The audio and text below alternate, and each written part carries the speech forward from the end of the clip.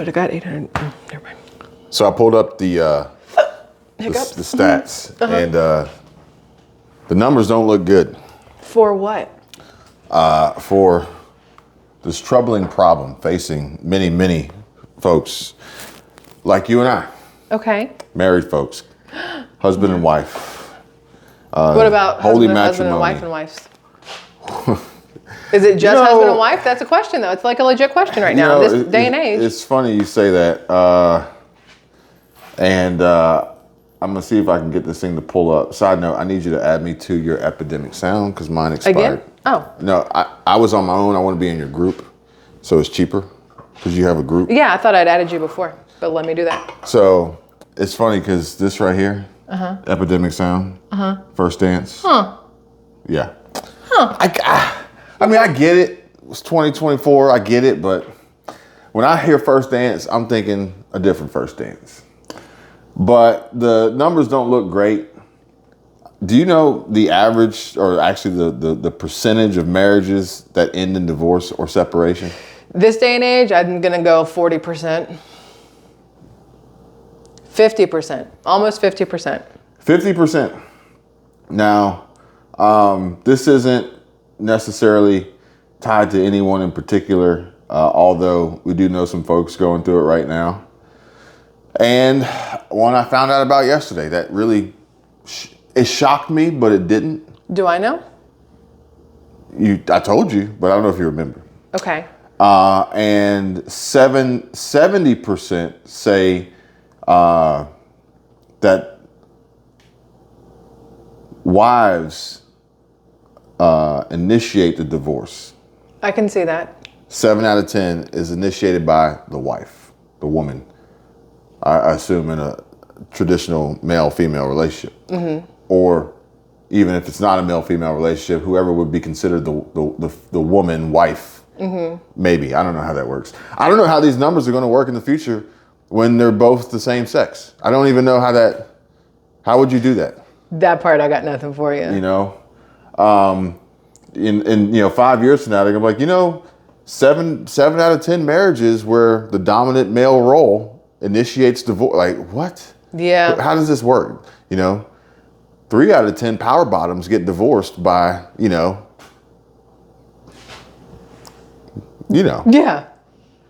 Hey, speaking of Epidemic sound, which one should I get rid of on mine? The main or 2.0? Because I don't really use either on either. I was thinking about it. We got to keep that one. We'll get rid of the main one. The main one? Yeah. That was my next guess. Yeah, it's actually funny because if it's like 3 out of 10 power bottoms are divorced by the male dominant role, number one reason why, male dominant role says, I don't take shit from nobody. You're an idiot, but I like it. So. This one, right? Your main one? Yeah. Okay.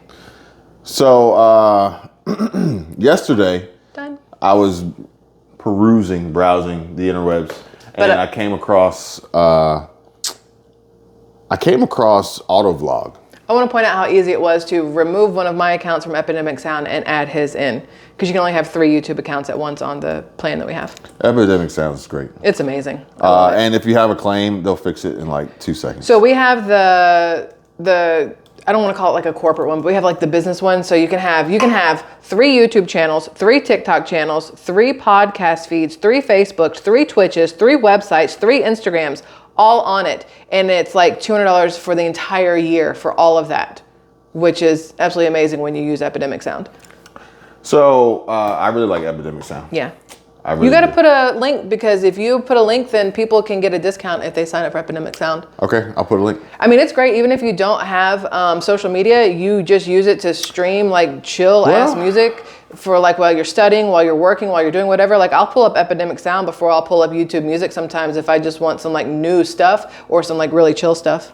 Well, you know what? I wasn't going to talk about it on this one, but we can since you mentioned it. And somebody left a comment, and let me see if I can get this comment to pull up. It was about what you just talked about there, and they made a reference to TikTok, I believe. Oh, it was what I was telling you about with Universal? You know what? I think the comment went away. Is it about that? So I think the comment went away. But basically what they said was, society they're interested only in this short burst of immediate gratification that shorts and TikTok can provide, basically. Mm-hmm. And then there was a reference in there in regard to getting away with 15 to 30 seconds of copywritten. Oh, here we go. Here lies the dilemma we face as social media influencers. And I'm getting sidetracked here. Okay. I didn't know. So it says, here lies the dilemma that we face. And I didn't realize that this person has a YouTube channel and has subscribers and posts. So interesting that we're reaching our audience, That's our good. target, right? That's very good. Yeah. So here lies the dilemma we face as social media influencers. YouTube, being a form of social media, much like Instagram and Facebook, presents a unique challenge. Viewers often aren't necessarily fans. They're not deeply invested in what inspires us or anyone else. Many come seeking a boost, a momentary lift. Now, this is a 3-part comment. Okay. But I will say, in response to this, viewers often aren't necessarily fans.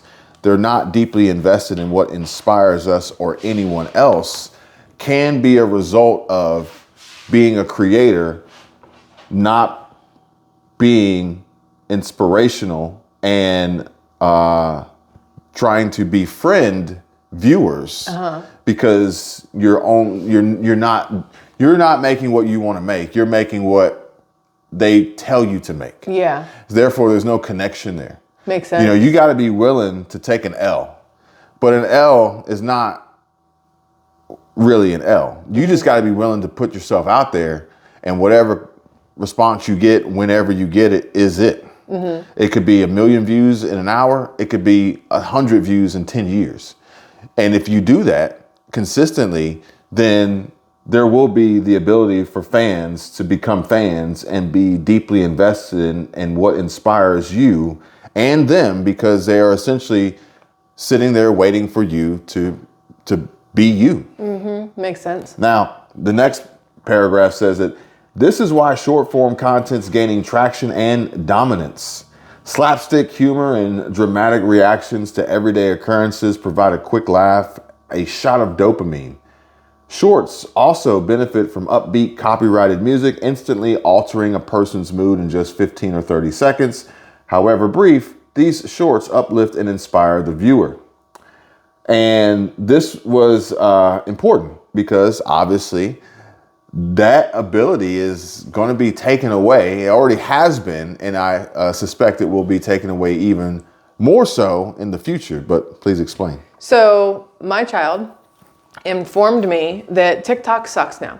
And it sucks now because Universal pulled all of their music that was on the app. There is no more Taylor Swift for you to dance to. There's no more Drake as your background song while you're making biscuits or brownies. There's no more whoever else happens to be under Universal. They pulled all of the music off. So all the old TikToks that had those songs now have the people dancing with crickets in the background. If you were trying to do something to the beat of a Drake song, now you're like those videos of Justin Timberlake squealing, because when they put in like the sounds of sneakers while he's dancing instead, like you see on YouTube, those are funny. So that makes a huge change in the way that people view TikToks, who want to make TikToks, and how the ones who are monetized on TikTok will maybe not get paid anymore. So to each their own. Because you got to think, if you were following a TikToker, a tickety-talker, because you liked the dances they did and the music they did it to, and now the music is gone, do you still follow them? Do they still dance? Has their dance been taken away? That's a good question. Because I do like that one girl that does the jump rope. But without the music, like she's still good. She's a good jump rope. But it's not the same because it doesn't have that like, how it's synced to the music and she does all that stuff. Yeah. I don't remember her name. So I don't know it either. I just know she's a girl that jump rope's really good. And she's got the feature that locks in on her and her background moves on a cap cut. Yeah. But look, here's the deal. We're getting sidetracked here. Sorry. No, but It's fine. It's perfectly fine. This is the point of having these conversations and these discussions. This is what I wanted you to do. It's like, look, I got an idea of where it starts, but I don't know where it's going to end. Just go. Yeah. Just go. Yeah. And slapstick humor. It's like, this is why short form content is gaining traction and dominance. Yes, it's gaining traction because it's new, because it's viral, because it was profitable. By way of a monetary return or just in clout. But as far as dominance, I can't necessarily agree with that. Yeah. And I'm also aware of how YouTube content is increasing in video duration to 30 minutes to an hour to longer, of not just lo-fi or lo-fi beats or continuous live streams or whatever, in literal conversations and discussions and podcasts that last for hours. For instance, when we sat down with Patrick to talk about YouTube, we were there for like 3 hours. I have videos up on the main channel where I talk for an hour, hour and a half, and people are like, oh my gosh, nobody has an attention span that long. You need to make this like 5 or 10 minutes long. And I'm like, no, I want to talk for an hour. But now more people are like, I wish you talked more. You should make longer videos. Yeah, me too. I wish you talked more. Y'all heard the sarcasm. No, not to me, on your videos. Oh, okay. Let them sit there. But You have been nut punched on a video. let's see here. So then it says, so the deal is it will dominate if you allow it to. That's what she said. It will dominate if you allow it to. And so I'm not going to give in to it. Now, I'm not going to like completely boycott it. Shorts, the domination? All forms of content have a place. Yes. And, when there's no sense in a short that's 15 seconds being a 30-minute video. No. But people don't want to watch a 15-second video. They want to see the short. So, and then it also depends on the orientation that you recorded the video in. So that's that. But the retraction of this copyrighted music, that's going to be a game changer. Yeah. It could also be a huge boost for Epidemic sound type royalty-free creators who make great music to get their name out there, because, you can use it on TikTok or wherever on YouTube Shorts and not have the audio removed because you have a membership to use it. Well, remember when YouTube Shorts started and it was like, here's music you can put with your shorts, and then you put it on there and be like, oh, but we can't monetize it. And it's like, but it's your music. You told me to use it. Why is it not monetizable? It didn't matter. You were going to get a nickel. Now you're not. YouTube needed a Snickers at that point. They still need one. They don't know who they are. So the other thing is that TikTok is exploring in extended lengths of video. So this short 60 seconds, you can still do it, but your video has to be longer in order to be monetized. Yeah, it has to be TikTok. over 60 seconds to be monetized. So the long form is growing. The long form is growing quite possibly because of the short form, and people realize we don't want this. So what you're saying is TikTok is a grower, not a shower. TikTok produces a lot of growers. Yeah. Open the app, men. Yeah, that's true. Sorry, ladies. Not nearly as much for the ladies. There's nothing there to visually stimulate you. Well, unless that's what you like. You sit around with a bunch of dudes and get visually stimulated. So I was watching Autovlog. Okay. And I was picking up on some subtle cues from his videos, and then I found his personal channel, Mike Vame. I didn't know he had a personal channel. Yeah, I didn't know either until the other day. So then I found his personal channel, and it's a sad face, and it says it's the hardest video I ever had to make. Why is that? At first, I thought it was clickbait, Yeah, I thought it was clickbait, And, but also I know sometimes it's hard to say what you really want to say on camera. Because, people watching you, Yeah. And he's a dude, he's a man, he want to appear whatever what kind of way. Yep. Mike is interesting because Mike, I didn't know Mike. I just knew Autovlog. I barely knew Autovlog, but back in 2017, he was the reason why I went and bought an F250 because he had the best review on it. And to see his content like kind of like take a shift and change, obviously the algorithm has a huge impact on that. But I could tell that there was something kind of bugging him. Well, anyway, on this video, the hardest video I ever had to make on his personal channel, he goes into the fact that he's getting a divorce. Now, Mike and Autovlog was a reason that my channel kind of took a hit at one point because I made a video about not posting YouTube videos. And the video I made was my reaction to Mike's video about not posting YouTube videos. But because YouTube viewers can take titles and thumbnails literally, they thought it was about me, and they completely misunderstood that I was reacting to Mike. And you know, that had an impact on my channel. But at the time, and this was like months ago, I was analyzing the struggles and the things that he was talking about with his channel, with his revenue, with his job, with his life, with some business ventures that he made that didn't play out so well, and he lost a lot of money. And it's like, he's a real person, you know, and he's got real things going on, not to mention the weight that I know he has as a content creator in a challenging niche of automotive enthusiasts. Because there's so many car channels out there if you stop and think about it. There's probably more car channels than makeup channels, maybe not. So, you know, but it's like, I think for the car channels to elevate and like one up, it's tough. For the makeup channels, maybe you just gotta be prettier or do your makeup better. Or, you know, there's a new movie character you're gonna do, or however, you know, there's ways.